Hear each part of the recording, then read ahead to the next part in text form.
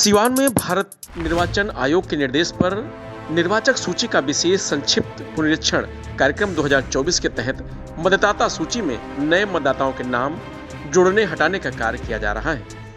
इस दौरान 9 दिसंबर तक सभी बीएलओ को घर घर जाकर मतदाताओं से प्रपत्र 6, 7 एवं 8 में आवेदन प्राप्त करना है।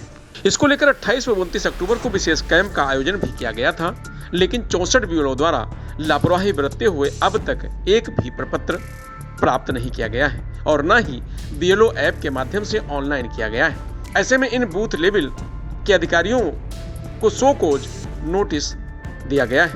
वहीं निर्वाचन जैसे अति महत्वपूर्ण कार्य में लापरवाही बरतने, निर्वाचन संबंधित कार्य करने से इनकार करने, वरीय पदाधिकारी के आदेश की अवहेलना करने एवं अपने कर्तव्यों के प्रति घोर लापरवाही बरतने के कारण बीएलओ सह डीएवी मध्य विद्यालय की शिक्षिका इशरत बानो व बीएलओ सह मध्य विद्यालय श्रीनगर के शिक्षक राजीव कुमार तिवारी को तत्काल प्रभाव से निलंबित कर दिया गया है। एडीएम जावेद हसन अंसारी ने मंगलवार को नगर परिषद सभागार में विशेष संक्षिप्त पुनरीक्षण कार्यक्रम की समीक्षा की।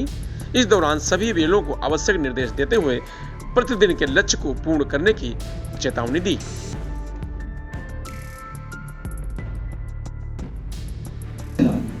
कई डीएम पे कार्रवाई हो गई, कई ईआरओ पे कार्रवाई हो गई, तो आप समझिए इस बात को। मैं आपको यही समझाने के लिए आया हूं। मुझे कोई शौक नहीं कि आपके विरुद्ध में कोई कार्रवाई करूं, मगर आप काम नहीं करेंगे तो फिर तो प्रोफेशनली तो आपके विरुद्ध कार्रवाई करनी ही पड़ेगी। तो सब लोग बात समझ लें। मैं उन बीएलओ को चिन्हित करके मैं बता दे रहा हूं, ये मीटिंग सिर्फ और सिर्फ ये है कि अभी जो बचा हुआ दिन है, 1 दिन 2 दिन में अपना काम आप लोग सुधार लें। नहीं सुधारेंगे फिर आप हम मीटिंग नहीं बुलाएंगे। हमारे पास सारे लोगों का रिपोर्ट है, चिन्हित करेंगे, कार्रवाई कर देंगे, ठीक है। फिर बाद में ये मत बोलिएगा कि हमें मौका नहीं मिला, और उसके बाद फिर आपकी कोई बात नहीं सुनी जाएगी, कोई स्पष्टीकरण आपका स्वीकार नहीं होगा। स्पष्ट हो लीजिए। अब इसको ऐसे वो सभी मतदाता जिनकी उम्र 1-1-24 को 18 साल हो जाएगी, वो सब कुछ जोड़ना। तो इसके हिसाब से 3% के हिसाब से आप समझ लीजिए, किसी के बूथ पे 1,000 मतदाता है तो उनके यहाँ उनका टारगेट हो गया 23।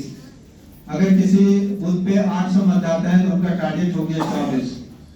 हमने मिनिमम रखा है कि एटलीस्ट 15, तो हर आदमी हर बीएलओ अपने बूथ पे 15 फॉर्म 6 जोड़े गए, और वो फॉर्म 6 हुआ नए मतदाता का। अब पुराने मतदाता भी कुछ छुट्टे रहते हैं या कहीं से शिफ्ट होकर आते हैं, तो कुल मिला के आप 15 तो आपको ये जोड़ना है, और प्लस आप 5, 7, 10 जो आप इसके अलावा जोड़ सकते।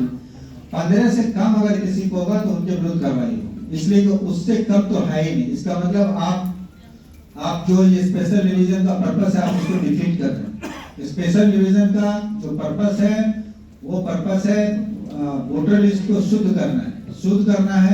उससे मतलब इसका मतलब आप समझिए कि ऐसे सभी मतदाता जिनकी उम्र 18 साल है और उनका नाम अभी तक नहीं जुड़ा, कोई 20 साल का हो गया, कोई 25 साल का, कोई 30 साल का, कोई 40 साल का नहीं, कोई भी ऐसी महिला मतदाता है 56 साल 60 साल की नहीं, अभी तक उनका नाम नहीं जुड़ा।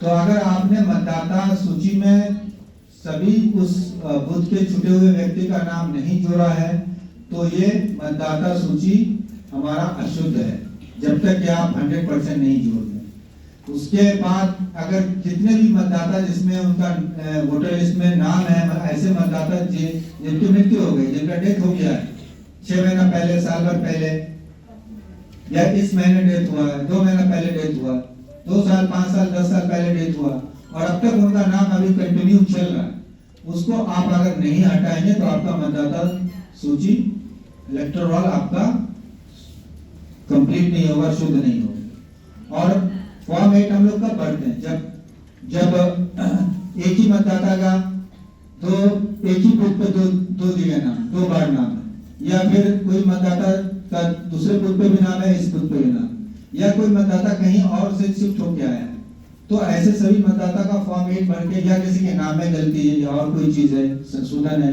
तो ऐसे सभी मतदाता का फॉर्म 8 में करना है। लेकिन प्रायोरिटी देनी है फॉर्म 7 को, फॉर्म 6 को। प्रायोरिटी बेस पे इन दोनों ये दोनों काम करना है।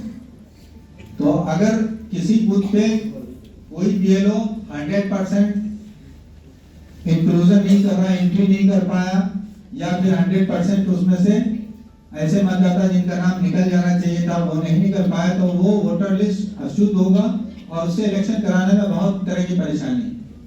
अगर आपका वोटर लिस्ट सही हो जाएगा तो वोट कराने में परेशानी नहीं होगी। कोई वहां पे ऐसा आदमी नहीं होगा जो दूसरे जगह जिसका नाम होगा वो यहाँ वहां भी वोट दे देगा, यहाँ भी वोट दे देगा, या फिर कोई मृत मतदाता होगा उसके नाम पे कोई चलाएगा, आपको वहां पे पता थोड़ी चलेगा कि मृत है, वो तो कोई मरा हुआ आदमी भी आके वोट यहाँ पे देके चला जाएगा। वो बहुत तरह की परेशानी होगी। उसके बाद फिर आक्षेप होना शुरू होता है, फिर वहां पे कोई प्रॉब्लम आना शुरू होता है, कोई कहता है कि इसके हक में गया, वो उसके हक में गया, पार्टी वाले यहाँ पे कहते हैं देखो मृत मतदाता का वोट चला गया, बहुत सारे की दिक्कत होती है। इसलिए इलेक्शन कराने का सबसे मूल मंत्र यह है कि उसका इलेक्टोरल रोल दुरुस्त हो जाए, और यही काम आपको करना है। तो इस बात समझिए कि अब तक हमारा इलेक्टोरल दुरुस्त नहीं हो पाया आज तक। बहुत सारे ऐसे लोग हैं जिनका नाम नहीं इंक्लूड हो रहा है, बहुत सारे ऐसे लोग हैं जिनका नाम नहीं उसमें से निकल रहा है, डिलीट हो रहा है। तो ये चीज करना है, अगर ना करेंगे तो इस बार निश्चित रूप से कार्रवाई होगी। ऐसे सारे बीएलओ को चिन्हित किया जाएगा जिन्होंने कार्रवाई नहीं की या कार्रवाई की है, काम किया तो है लेकिन आपको मार्क नहीं किया, तो सब पे कार्रवाई होगी। और ये समझिए कि हम भी, ये काम मेरा नहीं है, ये काम आपका भी नहीं है, ये काम सरकार का है। और सरकार को राज्य सरकार नहीं है जो एक बार निलंबन करके वेतन रोक के फिर उसके बाद कंटिन्यू करा देती है। ये सेंट्रल गवर्नमेंट का काम है, इलेक्शन कमीशन ऑफ इंडिया का काम है, स्पष्ट निर्देश है। कोई अगर बीएलओ काम नहीं करता है उस पर कार्रवाई करना और उसको हटा देना। प्रभातखबर.com, विश्वास वही, रफ्तार नहीं।